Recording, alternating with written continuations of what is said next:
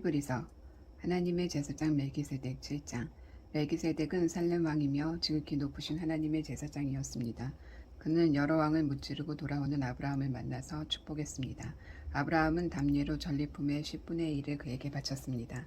멜기세덱은 의의 왕을 뜻합니다. 살렘은 평화를 뜻합니다. 그러므로 그는 평화의 왕이기도 합니다. 멜기세덱은 먼 과거로부터 우뚝 솟은 존재로서 족보도 없고 주작도 없고 끝도 없습니다. 이처럼 그는 하나님의 아들과 같아서 언제나 다스리는 위대한 제사장으로 있습니다. 조상 아브라함이 전리품의 10분의 1을 멜기세덱에게 바친 것을 보면 그가 얼마나 위대한지 여러분도 알 수 있을 것입니다. 레위 자손 가운데 제사장들은 백성으로부터 11조를 거두도록 율법에 규정되어 있습니다. 제사장과 백성 모두가 아브라함을 한 조상으로 둔 족속인데도 그렇습니다. 그러나 멜기세덱은 완전히 외부인인데도 아브라함에게서 10분의 1을 받았고 약속을 받은 사람인 아브라함을 축복했습니다. 축복은 아랫사람이 윗사람에게 받는 법입니다. 이렇게 볼 수 있습니다. 우리는 죽을 수밖에 없는 제사장들에게 10분의 1을 바치지만 아브라함은 성경에 살아있다고 기록된 제사장에게 10분의 1을 바친 것입니다. 궁극적으로 이렇게 말할 수 있습니다. 레위는 멜기세덱에 10분의 1을 바친 아브라함의 자손입니다. 그러니 우리가 레위 지파의 제사장에게 10분의 1을 바치는 것은 결국 멜기세덱에게 바치는 것이나 마찬가지입니다. 영원한 제사장이신 예수. 율법을 받을 때 바탕이 되었던 레위와 아론의 제사장직이 백성을 완전하게 할 수 있었다면 멜기세덱의 제사장직과 같은 제사장직이 생겨날 필요가 없었을 것입니다. 그러나 레위와 아론의 제사장직이 직무를 제대로 마무리하지 못했기 때문에 제사장직의 변화가 일어났고 그로 인해 근본적으로 새로운 법이 생기게 되었습니다. 옛 레위 제사장직으로는 이 사실을 이해할 길이 없습니다. 예수의 족보에 그분과 레위 제사장직을 연결할 만한 근거가 없는 것은 그 때문입니다. 그러나 멜기세덱 이야기에서 다음과 같이 완벽한 설명을 얻을 수 있습니다. 멜기세덱과 같은 제사장 예수께서 혈통의 계보를 따라서가 아니라 순전히 부활 생명의 힘으로 그분은 살아계십니다. 멜기세덱의 반열에 따른 영원한 제사장이 되셨습니다. 이전의 방식 곧 율법 제도는 기대했던 것만큼 효력을 내지 못해 폐기되고 말았습니다. 율법은 아무것도 성숙에 이르게 하지 못했습니다. 그러나 이제 효력이 분명한 우리를 하나님의 임재 속으로 곧바로 데려다주는 또 다른 길이 그 자리를 대신했습니다. 그 길은 다름 아닌 예수이십니다. 옛 아론의 제사장직은 하나님의 명시적인 확증 없이도 자동적으로 아버지에게서 아들로 계승되었습니다. 그러나 하나님이 개입하셔서 새롭고 영원한 제사장직을 제정하시고 다음과 같은 약속을 덧붙이셨습니다. 하나님께서 약속하셨으니 그 약속을 철회하지 않으실 것이다. 너는 영원한 제사장이다. 이처럼 예수께서는 우리와 하나님 사이에 더 나은 방식, 실제로 혈육 있는 방식을 보증하는 분이 되셨습니다. 이것이 다름 아닌 새 언약입니다.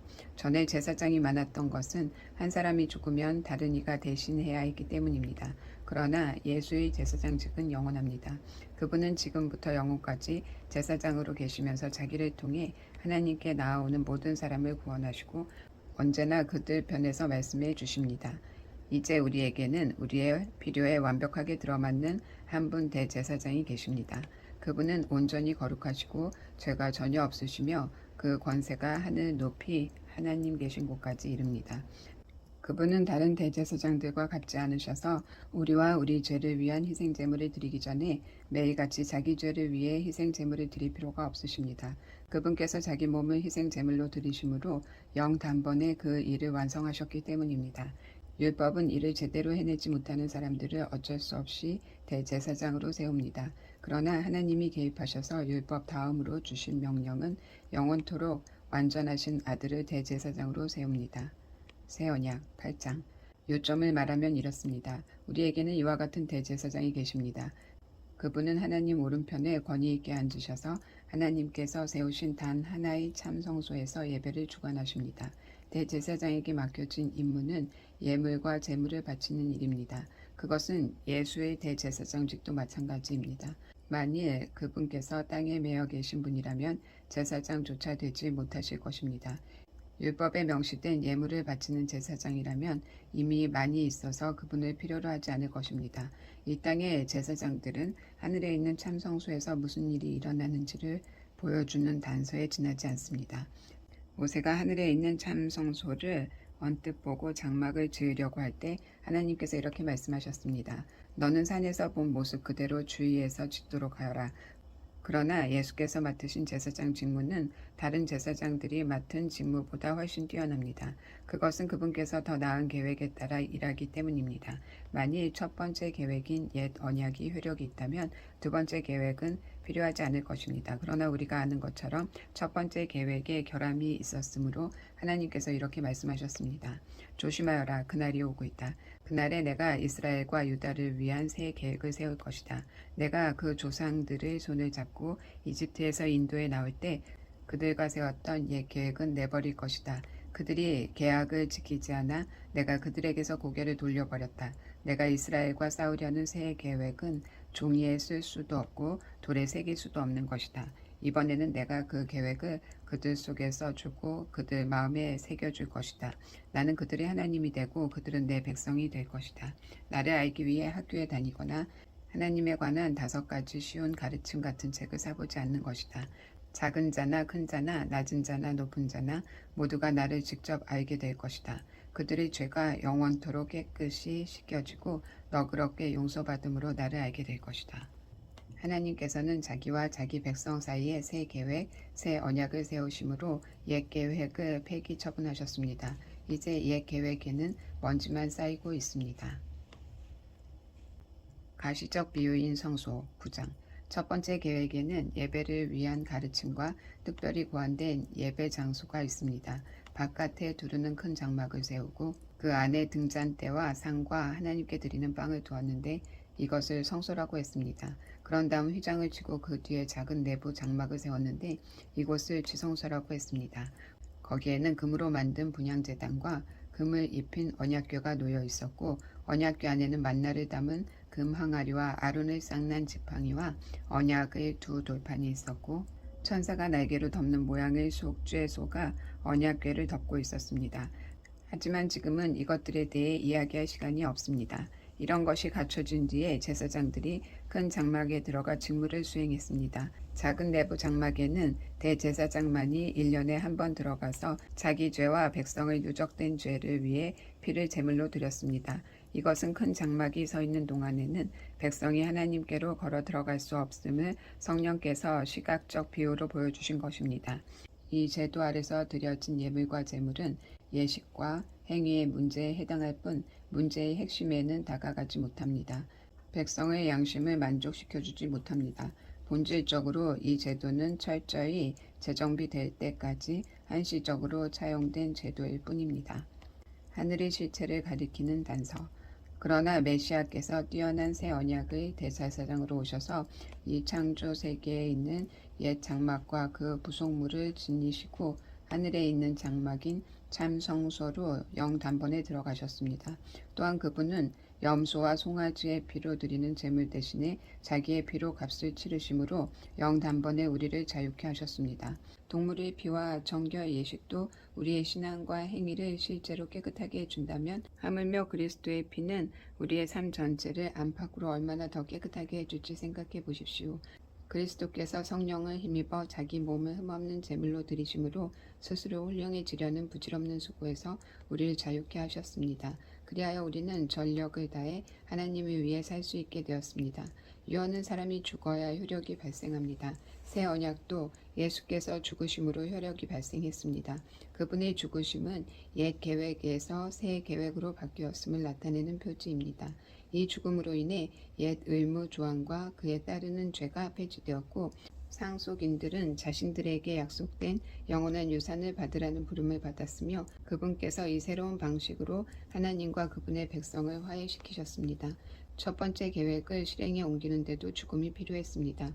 모세는 율법 계획 하나님의 유언의 조항들을 전부 낭독한 뒤에 엄숙한 예식을 진행하며 제물로 바쳐진 동물의 피를 취해 언약 문서에 뿌리고 그 언약의 수혜자인 백성에게도 뿌렸습니다. 그런 다음 이것은 하나님께서 명하신 언약의 피입니다 라는 말로 그 효력을 확증했습니다. 그는 예배 장소와 그 안에 있는 모든 비품에도 똑같이 했습니다. 모세는 백성에게 이것은 하나님께서 여러분과 세우신 언약의 피입니다. 라고 말했습니다. 사실 유언에 담긴 모든 내용의 효력은 죽음에 달려 있습니다. 죽음의 증거인 피가 우리의 전통 속에서 특히 죄 용서와 관련해 그토록 자주 사용된 것은 이 때문입니다. 이것으로 하늘에 있는 실체를 가리키는 그 모든 부차적인 의식에서 피와 죽음이 왜 그토록 중요한 역할을 했는지 설명됩니다. 또한 지금 더 이상 동물 제물이 쓸데없고 필요 없게 된 것도 설명됩니다. 그리스도께서는 이 땅에 있는 성소로 들어가신 것이 아닙니다. 그분은 참 성소로 들어가셔서 우리 죄를 위한 희생 제물로 자기 몸을 하나님께 드리셨습니다.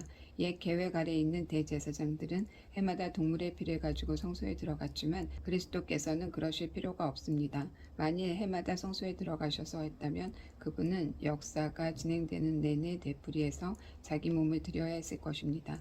그러나 그분은 영단번에 자기 몸을 희생제물로 드리셨습니다. 다른 모든 희생제물을 대신해서 자기 몸을 드리심으로 죄에 대한 최종 해결책을 내놓으신 것입니다. 누구나 한 번 죽으며 그 후에는 자기 삶의 결과와 마주해야 합니다. 그리스도의 죽으심도 단 한 번에 일어난 사건이지만 죄를 영원히 제거하는 희생제물로 죽으신 것이었습니다. 그러므로 그분께서 다시 나타나실 때 그분을 뵙기 원하는 이들이 맡게 될 결과는 다름 아닌 구원입니다. 예수의 희생 10장 옛 계획은 새 계획 속에 담겨있는 좋은 것들을 암시할 뿐입니다. 옛 율법 계획은 완전하지 못해서 그것을 따르는 이들 또한 온전하게 해주지 못했습니다. 해마다 수많은 희생제물이 드려졌지만 그것은 완전한 해결책이 되지 못했습니다. 만일 그 제물이 해결책이 되었다면 예배자들은 기쁜 마음으로 자기 길을 갔을 것이고 더 이상 죄에 끌려다니지 않았을 것입니다. 그러나 죄의식이 없어지기는커녕 동물 제물을 거듭해서 바칠수록 죄의식과 죄책감은 오히려 고조되었습니다. 황소와 염소의 피가 죄를 없앨 수 없다는 것이 너무도 분명합니다. 그리스도께서 선포하신 예언의 말씀은 이 점을 염두에 두고 하신 것입니다. 당신께서는 해마다 드리는 제물과 예물을 원하지 않으십니다. 그래서 나를 위해 몸을 마련해 주셔서 희생 제물로 삼으셨습니다. 이제 당신이 기뻐하시는 것은 제단에서 피어오르는 향기와 연기가 아닙니다. 그래서 내가 말합니다. 오 하나님, 당신의 책이 기록된 대로 당신의 방법대로 행하기 위해 내가 왔습니다. 당신께서는 제물과 예물을 원하지 않으십니다. 라고 말씀하실 때 그리스도께서는 옛 계획에 따른 의식을 언급하신 것입니다. 또한 당신의 방법대로 행하기 위해 내가 왔습니다. 라고 말씀하실 때 그분은 첫 번째 계획을 폐하시고 새 계획, 하나님의 방법을 세우신 것입니다. 예수께서 자기 몸을 영단번에 제물로 드리심으로 우리는 하나님께 합당한 사람이 되었습니다. 각 제사장들이 날마다 제단에 나아가 일하고 해마다 똑같은 제물을 드리지만 그런 것이 결코 죄의 문제를 해결하지 못합니다. 그러나 그리스도께서 제사장으로 죄를 위해 단 한 번 제물을 드리셨고 그것으로 모든 것이 끝났습니다. 그런 후에 그분은 하나님 오른편에 앉으셔서 원수들이 항복하기를 기다리셨습니다. 그것은 완전하신 분이 불완전한 사람들을 온전케 하기 위해 드려진 완전한 제물이었습니다. 단 한 번 제물을 드리심으로 그분은 정결 과정에 참여하는 모든 이들에게 필요한 모든 일을 완수하신 것입니다. 성령께서도 이같이 증언해 주셨습니다. 내가 이스라엘과 세우려는 새 계획은 종이에 쓸 수도 없고 돌에 새길 수도 없는 것이다. 이번에는 내가 그 계획을 그들 속에 써주고 그들 마음에 새겨줄 것이다. 그리고는 이렇게 결론 지으셨습니다. 내가 그들의 죄를 영원토록 깨끗이 씻어줄 것이다. 이제 죄가 영원토록 제거되었으니 더 이상 죄 때문에 제물을 드릴 필요가 없습니다. 확신을 가지고 나아가십시오. 그러므로 친구 여러분, 이제 우리는 주저함 없이 곧바로 하나님께로 성소 안으로 나아갈 수 있습니다. 예수께서 자기를 희생해 흘리신 피로 그 길을 열어주셨고 하나님 앞에서 우리의 제사장이 되어주셨습니다. 하나님 앞으로 나아가는 통로인 휘장은 다름 아닌 그분의 몸입니다. 그러나 확고한 믿음과 우리가 하나님 앞에 온전히 드려질 만한 존재가 되었다는 확신을 가지고 하나님 앞에 나아가야 합니다. 우리를 앞으로 이끌어주는 약속을 굳게 붙잡으십시오. 그분은 언제나 자기 말을 지키시는 분이십니다.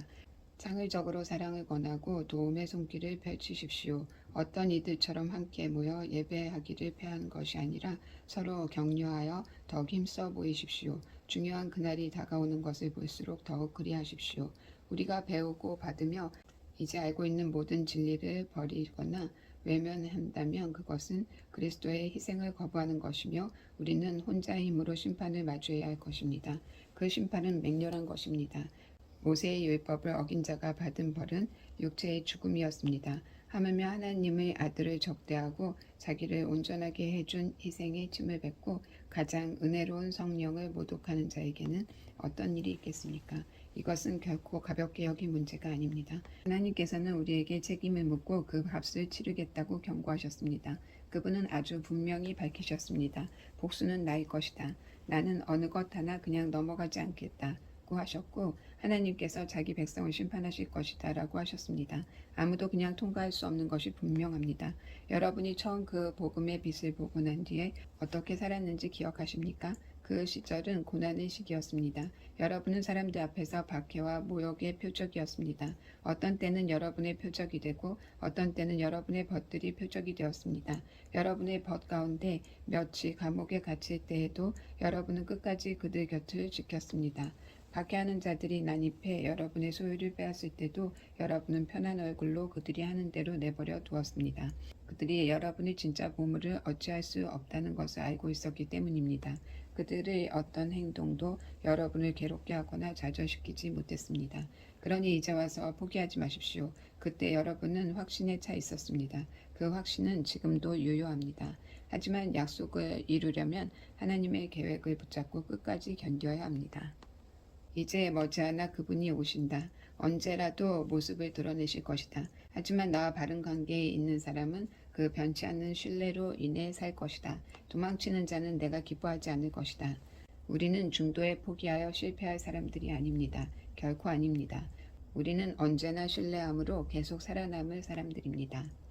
보이지 않는 것을 믿는 믿음 11장 삶의 근본 사실은 이것입니다. 하나님을 신뢰하는 이 믿음이야말로 삶을 가치 있게 하는 든든한 기초입니다. 믿음은 볼 수 없는 것을 볼 수 있게 하는 단서입니다. 우리 조상을 다른 사람들과 구분해 준 것이 바로 이 믿음의 행위였습니다. 믿음으로 우리는 세상이 하나님의 말씀으로 존재하게 되었고 보이는 것이 보이지 않는 것에 의해 창조되었음을 압니다. 믿음의 행위로 아벨은 가인보다 나은 제물을 하나님께 드렸습니다. 중요한 것은 그가 드린 제물이 아니라 그의 믿음이었습니다. 하나님이 주목하시고 의롭다 인정해 주신 것은 다름 아닌 믿음이었습니다. 수많은 세월이 흘렀으나 그 믿음은 여전히 우리의 눈을 사로잡습니다. 믿음의 행위로 에녹은 죽음을 완전히 뛰어넘었습니다. 하나님이 그를 데려가셨기 때문에 사람들이 아무리 눈을 씻고 찾아보아도 그를 찾을 수 없었습니다. 우리는 하나님께서 그를 데려가시기 전에 그가 하나님을 기쁘시게 해드렸다는 것을 믿을 만한 증언으로 알고 있습니다. 믿음을 떠나서는 하나님을 기쁘시게 해드릴 수 없습니다. 왜 그렇습니까? 하나님께 나아가려는 사람은 하나님이 계시는 것과 하나님께서 자기를 찾는 이들에게 기꺼이 응답하신다는 것을 믿어야 하기 때문입니다. 믿음으로 노아는 메마른 땅 한복판에 배를 지었습니다. 그는 하나님께서 보이지 않는 일에 대해 경고하셨을 때 지시받은 대로 행동했습니다. 그 결과가 어떠했습니까? 그의 집안이 구원을 받았습니다. 그의 믿음의 행위가 믿지 않는 악한 세계와 올바른 세계를 예리하게 구분지었습니다. 그 결과로 노아는 하나님과 친밀한 사이가 되었습니다. 믿음의 행위로 아브라함은 장차 그의 본향이 될 미지의 땅으로 떠나라는 하나님의 부르심에 예하고 응답했습니다. 떠나면서도 그는 자기가 어디로 가는지 몰랐습니다. 믿음의 행위로 그는 자신에게 약속된 땅에서 살되 나그네처럼 장막을 치고 살았습니다. 이삭과 야곱도 같은 약속 아래서 살았습니다. 아브라함은 눈에 보이지 않았지만 실제하는 영원한 기초 위에 세워진 도성, 곧 하나님이 설계하시고 세우신 도성에 눈을 고정했던 것입니다. 믿음으로 사라는 나이 들어 임신하지 못하는 몸이 되었음에도 아이를 가질 수 있었습니다.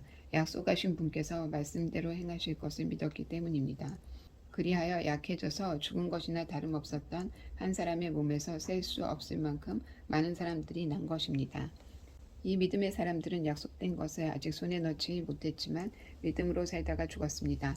어떻게 그럴 수 있었습니까? 그들은 약속된 것을 멀리서 바라보며 반겼습니다. 자신들이 이 세상에 잠시 머물다가 가는 나그네임을 인정했습니다. 그들은 그렇게 살아감으로써 자신들이 참된 본향을 찾고 있음을 분명히 밝힌 것입니다. 만일 그들이 전에 살던 나라를 그리워했다면 언제라도 돌아갈 수 있었을 것입니다. 그러나 그들은 그보다 더 나은 나라, 곧 하나님 나라를 갈망했습니다. 이제 여러분은 하나님께서 왜 그들을 자랑스러워하시며 또 그들을 위해 한 도성을 마련해 두셨는지를 이해할 수 있을 것입니다. 믿음으로 아브라함은 시험을 받을 때 이삭을 하나님께 다시 올려드렸습니다. 그는 약속으로 받은 자신의 외아들을 얻을 때와 마찬가지로 믿음으로 돌려드렸습니다. 이 일은 그가 하나님으로부터 내 후손들이 이삭에게서 나올 것이다 라고 하신 말씀을 들은 뒤에 한 일이었습니다. 아브라함은 하나님이 원하시면 죽은 사람도 일으킬 수 있다고 생각했습니다. 어떤 의미에서 보면 이 일은 아브라함이 이삭을 제단에서 산채로 돌려받을 때 일어난 것입니다. 믿음의 행위로 이삭은 미래를 내다보며 야곱과 에서를 축복했습니다. 믿음의 행위로 야곱은 죽기 직전에 요셉의 아들들을 차례대로 축복하면서 자신의 복이 아니라 하나님의 복으로 축복하고 지팡이에 의지해 서서 하나님을 경배했습니다. 믿음의 행위로 요셉은 죽어가면서 이스라엘 백성의 탈출을 예언하고 자기의 장례를 준비시켰습니다. 믿음의 행위로 모세의 부모는 모세가 태어난 후 석 달 동안 아이를 숨겼습니다. 그들은 아이가 준수한 것을 보고 왕의 법령에 용감히 맞섰습니다. 믿음으로 모세는 어른이 되어서 이집트 왕실의 특권층이 되기를 거절했습니다. 그는 압제자들과 더불어 기회주의적이고 안락한 죄악된 삶을 누리기보다 하나님의 백성과 더불어 고된 삶을 선택했습니다. 그 메시아 진영에서 겪는 고난은 이집트에서 누리는 부귀보다 훨씬 값지게 여겼습니다. 그것은 그가 앞을 내다보며 장차 받을 상을 기대했기 때문입니다. 믿음의 행위로 그는 왕의 맹목적인 분노에도 아랑곳하지 않고 이집트를 떠났습니다. 그는 보이지 않는 분께 눈을 고정하고 계속해서 나아갔습니다. 믿음의 행위로 그의 유월절을 지키고 집집마다 유월절 피를 뿌려 마다들을 멸하는 이의 손이 그들에게 닿지 않게 했습니다. 믿음의 행위로 이스라엘은 바짝 마른 땅을 걸어서 홍해를 건넜습니다. 이집트 사람들도 그렇게 하려다가 물에 빠져 죽었습니다. 믿음으로 이스라엘 사람들이 7일 동안 여리고 성벽을 돌자 성벽이 무너져 내렸습니다. 믿음의 행위로 여리고의 창녀 라합은 정탐꾼들을 맞아들여 하나님을 신뢰하지 않는 자들에게 닥칠 파멸을 면했습니다. 계속해서 더 열거하려면 시간이 모자랄 것입니다. 훨씬 더 많은 이들이 있기 때문입니다. 기드온, 바락, 삼손, 입다, 다윗, 사무엘 예언자들, 믿음의 행위로 그들은 나라를 무너뜨리고 정의를 실천하고 약속된 것을 받았습니다. 그들은 사자와 불과 칼의 공격을 막아냈고 약점, 강점으로 방피었으며 전쟁에서 이겨 외국 군대를 물리쳤습니다. 여자들은 죽었다가 다시 살아난 사랑하는 이들을 맞아들이기도 했습니다. 고문을 당하면서도 더 나은 부활을 사모한 나머지 굴복하고 풀려나가는 것을 거부한 이들도 있습니다. 어떤 이들은 학대와 채찍질을 기꺼이 받았고 쇠사슬에 묶여 지하굴에 갇히기도 했습니다. 돌에 맞고 톱으로 켜져 두동강이 나고 살해되어 싸늘한 시체가 된 이들의 이야기도 있습니다. 짐승 가죽을 두르고 집도 친구도 권력도 없이 세상을 떠돈 이들의 이야기도 있습니다. 세상은 그들을 받아들일 만한 곳이 되지 못했습니다. 그들은 이 혹독한 세상의 가장자리로 다니면서도 최선을 다해 자기 길을 갔습니다. 그들이 믿음으로 사는 삶의 본보기가 되기는 했지만 그들 가운데 약속받은 것을 손에 잡은 사람은 한 사람도 없었습니다. 하나님께서는 우리를 위해 더 좋은 계획을 가지고 계셨습니다. 바로 그들의 믿음과 우리의 믿음이 완전하고 온전한 하나님의 믿음이 되게 하는 것입니다. 우리의 믿음 없이는 믿음으로 산 그들의 삶도 온전해질 수 없습니다. 절대로 포기하지 마십시오. 12장 길을 개척하는 이 모든 사람들, 이 모든 노련한 믿음의 대가들이 우리를 응원하고 있다는 말이 무슨 뜻인지 알겠습니까? 그들이 열어놓은 길을 따라 우리가 앞으로 나아가야 한다는 뜻입니다. 달려가십시오. 절대로 멈추지 마십시오. 영적으로 군살이 붙어도 안 되고 몸에 기생하는 죄가 있어도 안 됩니다. 오직 예수만 바라보십시오. 그들은 우리가 참여한 이 경주를 시작하고 완전하신 분이십니다. 그분이 어떻게 하셨는지 배우십시오. 그분은 앞에 있는 것, 곧 하나님 안에서 그리고 하나님과 함께 결승점을 지나는 기쁨에서 눈을 떼지 않으셨기에 달려가는 길에서 무엇을 만나든 심지어 십자가와 수치까지도 참으실 수 있었습니다. 이제 그분은 하나님의 오른편 영광의 자리에 앉아 계십니다. 여러분의 믿음이 시들해지거든 그분 이야기를 하나하나 되새기고 그분이 참아내신 적대 행위의 긴 목록을 살펴보십시오. 그러면 여러분의 영혼에 새로운 힘이 힘차게 솟구칠 것입니다. 죄와 맞서 싸우는 이 전면전에서 여러분보다 훨씬 심한 고난을 겪은 이들이 있습니다. 예수께서 피 흘리기까지 겪으신 이 모든 고난은 말할 것도 없습니다. 그러니 낙심하지 마십시오. 여러분은 훌륭한 부모가 자녀를 어떻게 대하는지 잊었습니까? 하나님께서 여러분을 자녀로 여기신다는 것을 잊었습니까? 나의 사랑하는 자녀야, 하나님의 훈련을 가볍게 여기지 말고 그분의 훈련을 받을 때 낙심하지 마라. 그분은 사랑하는 자녀를 훈련하시고 몸에 안으신 자녀를 징계하신다. 하나님께서 여러분을 훈련하고 계십니다. 그러나 절대로 도중에 포기하지 마십시오. 하나님은 여러분을 사랑하는 자녀로 대하십니다. 여러분이 겪는 이 고난은 벌이 아니라 자녀라면 당연히 겪게 마련인 훈련입니다. 무책임한 부모만이 자녀를 제멋대로 살게 내버려 둡니다. 하나님이 무책임한 분이시면 좋겠습니까? 우리가 부모를 존경하는 것은 그들이 우리를 버릇없게 놔두지 않고 훈련하기 때문입니다. 그러니 우리가 참으로 살고자 한다면 하나님의 훈계를 받아들여야 하지 않겠습니까? 우리가 아이였을 때 우리의 부모는 자기 생각에 최선으로 여기는 일을 우리에게 했습니다. 하나님께서는 진정으로 우리에게 최선이 되는 일을 하고 계시며 우리를 훈련시켜 하나님의 거룩하심을 따라 최선을 다해 살아가도록 하십니다. 당장은 훈련이 즐겁지 않으며 본성을 거스른다고 느껴집니다. 그러나 나중에는 틀림없이 좋은 상으로 보답을 받습니다. 잘 훈련받은 사람만이 하나님과의 관계에서 성숙한 열매를 얻기 때문입니다.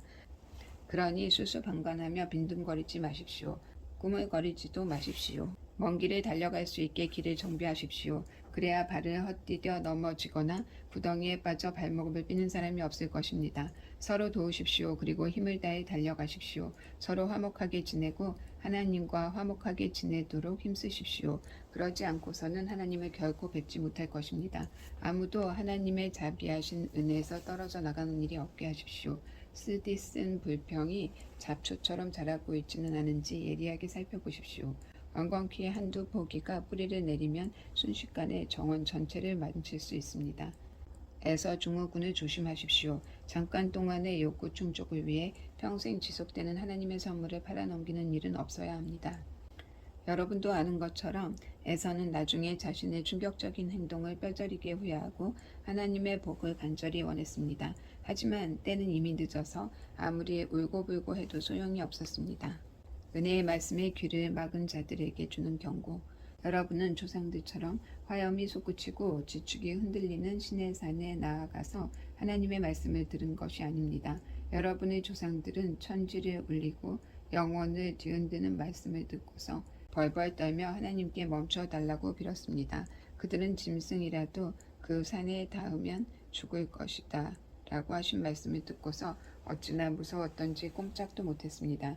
모세도 두려워 떨었습니다. 그러나 여러분의 경험은 전혀 다릅니다. 여러분이 이른 곳은 시온산 곧 살아계신 하나님이 머무시는 도성입니다. 그 보이지 않는 예루살렘은 축제를 벌이는 수많은 천사들과 그리스도인 시민들로 북적대는 곳입니다. 그곳에서 하나님께서는 우리를 심판하시고 그 심판은 우리를 의롭게 합니다. 여러분은 새 언약, 새로 작성된 헌장을 하나님께로부터 받아 우리에게 전해주시는 예수께로 나아왔습니다. 그분은 이 언약의 중재자이십니다. 아벨이 당한 죽음은 복수를 호소하는 살인이지만 예수가 당한 죽음은 은혜의 선포입니다. 그러니 이 은혜의 말씀에 귀를 막지 마십시오. 땅에서의 경고를 무시한 자들이 벌을 피할 수 없었는데 하물며 우리가 하늘의 경고를 거역한다면 어떤 일이 일어나겠습니까? 그때에는 그분의 음성이 땅의 뿌리까지 흔들었지만 이번에는 하늘까지 흔드시겠다고 분명히 말씀하셨습니다. 마지막으로 한 번 더 하늘 끝에서부터 땅 끝까지 철저하게 흔들겠다. 마지막으로 한 번 더라는 표현은 철저하게 정리하시겠다는 의미입니다. 역사와 종교의 온갖 쓰레기를 치우겠다는 것입니다. 그것은 흔들리지 않은 본질적인 것들을 말끔히 정돈된 모습으로 서 있게 하시려는 것입니다. 우리가 무엇을 받았는지 아시겠습니까? 흔들리지 않는 나라입니다. 우리가 얼마나 감사해야 하는지 아시겠습니까? 감사드릴 뿐 아니라 하나님 앞에서 깊은 경외감이 넘치는 예배를 드려야 합니다. 하나님께서는 냉담한 방관자가 아니십니다. 그분은 적극적으로 정리하시고 태워버려야 할 것을 전부 불사르십니다. 모든 것이 깨끗해질 때까지 그분은 결코 멈추지 않으실 것입니다. 하나님 그분은 불이십니다. 하나님이 기뻐하시는 제사 13장. 서로 변함없이 사이좋게 지내고 사랑으로 화합하십시오. 식사나 잠자리를 구하는 이가 있으면 기꺼이 마음으로 제공해 주십시오. 자기도 모르는 사이에 천사들을 환대한 이들이 있었습니다. 감옥에 갇힌 이들을 대할 때는 여러분이 그들과 함께 감옥에 갇히기라도 한 것처럼 대하십시오. 학대를 당한 이들을 보거든 그들에게 일어난 일이 여러분에게도 일어난 것처럼 대하십시오. 결혼을 소중히 여기고 아내와 남편 사이에 이루어지는 성적 친밀감을 거룩하게 지키십시오. 하나님은 일회성 섹스와 부정한 섹스를 금하십니다. 물질적인 것을 더 많이 얻으려는데 사로잡히지 마십시오. 지금 가지고 있는 것으로 만족하십시오. 하나님께서는 내가 너를 저버리지 않겠다.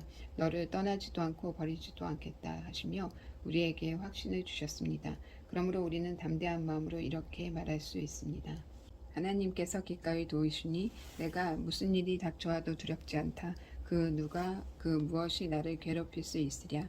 여러분에게 하나님의 말씀을 전해준 목회자들을 인정해 주십시오. 그들을 사는 모습을 눈여겨보고 그들의 신실함과 진실함을 본받으십시오. 우리 모두는 언제나 한결같아야 합니다. 예수께서 변치 않는 분이시기 때문입니다. 어제나 오늘이나 내일이나 그분은 한결같으십니다. 그분에 관한 최신 이론에 이끌려 그분을 떠나는 일이 없게 하십시오. 그리스도의 은혜만이 우리의 삶을 떠받치는 유일하고 충분한 기초입니다. 그리스도의 이름을 붙인 온갖 상품은 별 도움이 되지 않습니다. 하나님께서 자기 자신을 선물로 내어주시는 제단이 안에서 횡령과 부정이득을 일삼는 자들에 의해 오용되어서는 안 됩니다. 옛 제도 아래서는 짐승을 죽여 짐 밖에서 그 몸을 처리합니다. 그 후에 그 피를 안으로 가져와서 죄를 위한 제물을 제단에 바칩니다. 예수께서도 똑같은 일을 당하셨습니다. 그분은 성문 밖에서 십자가에 못 박히셨습니다. 그분은 거기서 희생의 피를 쏟으셨고 그 흘리신 피가 하나님의 제단에 드려져 백성을 깨끗게 했습니다. 그러니 우리도 밖으로 나갑시다. 예수께서 계시는 그곳, 중요한 일이 벌어지는 그곳으로 나갑시다. 특권을 누리며 안에서 안주하는 사람이 되려고 하지 말고 예수께서 받으신 지옥을 우리도 짊어져야 하겠습니다. 안에서 안주하는 사람의 세상은 우리가 있을 곳이 아닙니다. 우리는 장차 다가올 도성을 간절히 찾고 있습니다. 우리는 예수와 함께 밖에 있어야 합니다. 더 이상 짐승 피로 제사를 드릴 것이 아니라 예수의 이름으로 우리의 입술에서 나오는 찬양의 제사를 하나님께 드립시다. 아무것도 당연하게 여기지 말고 공동의 유익을 위해 일할 때 게으르지 말며 여러분이 가진 것을 다른 이들과 나누십시오. 하나님께서는 이런 예배 행위를 특별히 기뻐하십니다. 이것은 부엌과 일터와 길거리에서 이루어지는 다른 종류의 제사입니다. 여러분 교회의 지도자들에게 민감히 반응하십시오. 그들의 권고에 귀를 기울이십시오. 그들은 여러분이 처해 있는 삶의 조건을 부지런히 살피며 하나님의 엄격한 감독 아래서 일하는 사람들입니다. 그들이 고단한 심정이 아니라 기쁜 마음으로 지도력을 펼치도록 도와주십시오. 그들을 힘들게 할 이유가 무엇이겠습니까? 우리를 위해 기도해 주십시오. 우리가 하는 일이나 그 일을 하는 이유에 대해서는 의심할 바가 없지만 상황이 어려우니 여러분의 기도가 필요합니다. 하나님 앞에서 바르게 사는 것, 우리가 온통 마음 쓰는 것은 이것뿐입니다. 여러분을 조만간 만날 수 있도록 기도해 주십시오. 만물을 화해시키시고 온전하게 하시는 하나님, 예수의 희생 곧 영원한 언약을 보증하는 피의 제사를 통해 영원한 업적을 이루신 하나님, 우리의 위대한 목자이신 예수를 죽은 자들 가운데서 일으켜 살리신 하나님께서 여러분을 화해시키고 필요한 모든 것을 공급해 주셔서 그분의 기쁨이 되게 하시기를 메시아 예수의 희생을 통해 그분께 가장 큰 기쁨을 드리는 존재로 우리를 만들어 주시기를, 모든 영광이 예수께 영원하기를, 오 참으로 그러하기를. 친구 여러분, 부디 내가 최대한 고심하며 쓴 이 편지를 받아들이시기를 바랍니다. 나는 가급적 간결하게 쓰려 했습니다. 다른 많은 이야기는 적지 않았습니다. 디모데가 감옥에서 풀려난 것을 알게 되었으니 여러분도 기쁘겠지요. 곧 그가 오면 그와 함께 여러분을 직접 찾아뵙겠습니다. 여러분 교회의 지도자들과 모든 회중에게 안부를 전해 주십시오. 이곳 이탈리아에 있는 모든 이들이 여러분에게 안부를 전합니다.